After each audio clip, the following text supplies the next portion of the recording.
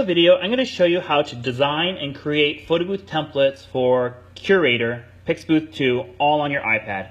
You don't need to use Photoshop, you don't need to use a PC or a Mac to create these templates. They can all be done on the iPad. So to do that, we're going to use a few different apps. The first one is called Canva, which is this one I'm shaking in the upper left-hand corner. You can get that free on the App Store. And you also need a background erasing tool, like Black Eraser. And then you also have to go to the Safari website to download the templates. So I've already gone and logged into my account. These are all the different templates that Curator has. And I've gone ahead and already downloaded this one here as a PNG template. You just click on it, and then you hold and click down, and you click on Save Image, and it saves it to your camera roll. So once you have that done, you want to go over and open up that image in your Canva app, which is this blue square with a white C in the middle.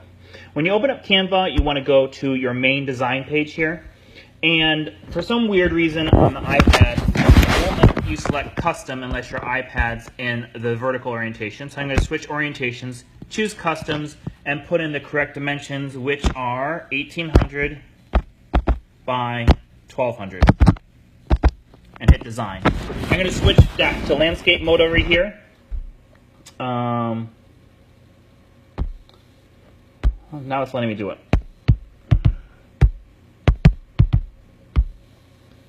Okay, so here's your blank design here. The first thing you want to do is you want to go under Uploads, which is the left-hand side, click on Photos, and then go to the template you downloaded, okay?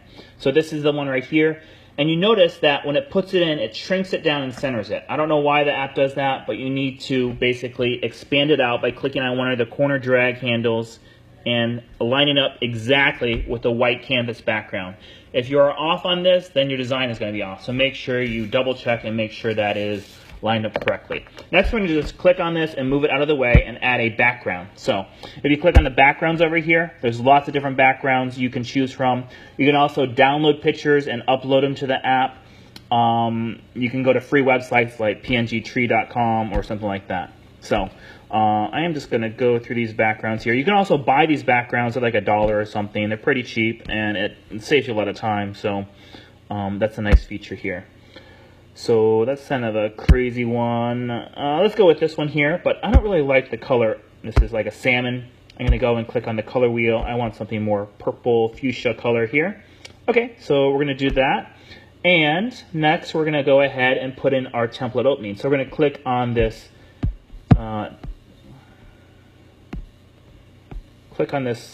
template here, line it back up.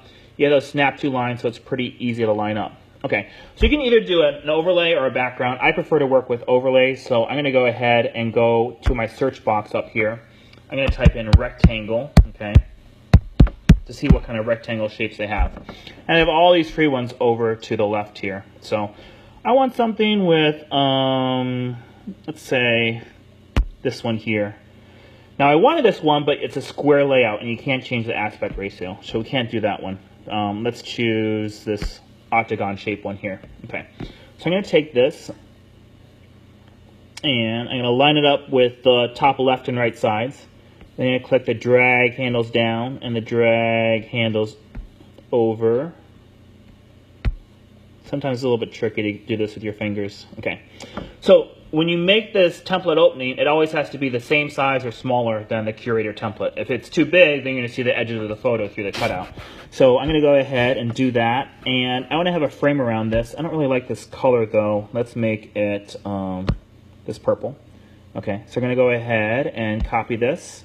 And we're going to make this one a bright yellow. And I'm going to shrink it down just a tiny bit. Okay, so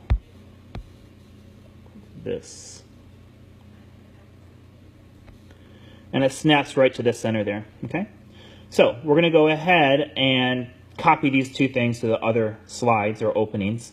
And the reason I made it bright yellow is we're going to use a background removal app after we create this to create the holes in the template and save it as a PNG. Canva does let you save it as a PNG. However, they charge you like $9 or $10 a month for that. So this is just a workaround using a background removal app to get it so we don't have to pay the extra fees. Okay. Okay, so we got this here. We're going to copy this and copy it again. Okay. So we're going to go ahead and line that up. And again, this app has these snap to lines, so it's pretty easy to get the alignment good.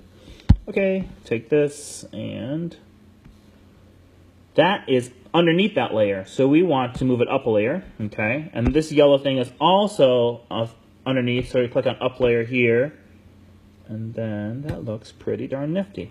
Okay, so next we want to get rid of this curator template, which we just needed for alignment purposes. So you can click on the delete button here. Okay, this is what our layout's going to look like. And now I kind of noticed that, well, maybe this fuchsia color I picked is too close to the background. Let's do that right there, and we're going to copy this.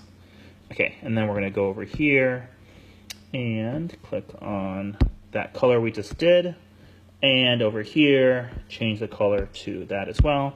Next we want to go over to the text, and they have all these different kind of layouts for the text, but let me do this one right here. Okay, so we're going to take this and make it bigger, and we're going to click on engage and type in, click delete. We're going to do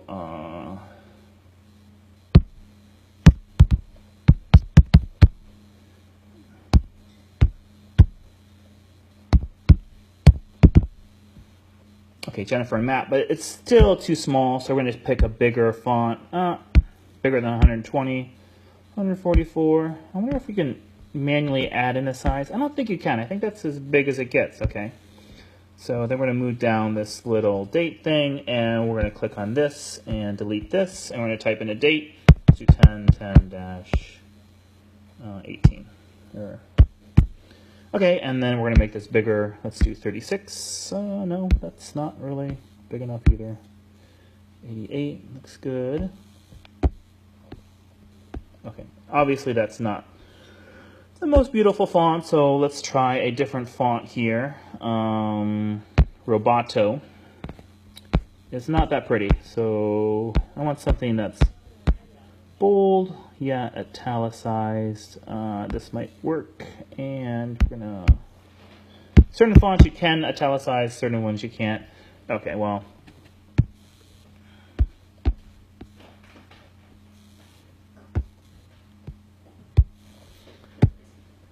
let's delete that. Okay, so this is the layout that you did, and you can add other features to it, but I think I just want to keep this simple. I accidentally added some text there, so I'm going to delete that. So I'm going to click on download here. I'm going to click download an image. It's going to download this to your photo folder on your iPad. Okay, so here it is in our photo folder. So once we have this, we're going to hit done, and we're going to double click our home button and go over to the black eraser app, and we're going to choose the picture from our camera roll, this one right here. And we're going to choose this color wheel, and we're going to click on the color we want to erase, which is yellow in this case. So it erases all the yellow. And then we click on this up share button, and you want to make sure you have the transparent background. You choose that, done. And then it also plays these ads because I didn't pay the $2 or $3 for the full version, but that's okay. So once you have that done, you go under my photos here, and let me go back to the camera roll, and here is your transparent PNG overlay for Curator pixbooth 2. And you would just upload that to your account and use it just like that. It's really easy to do. It takes some practice. If you enjoyed this video, you don't have to thank me. You can make your own layout and upload it to this group, and that would be a great contribution. Thanks for watching.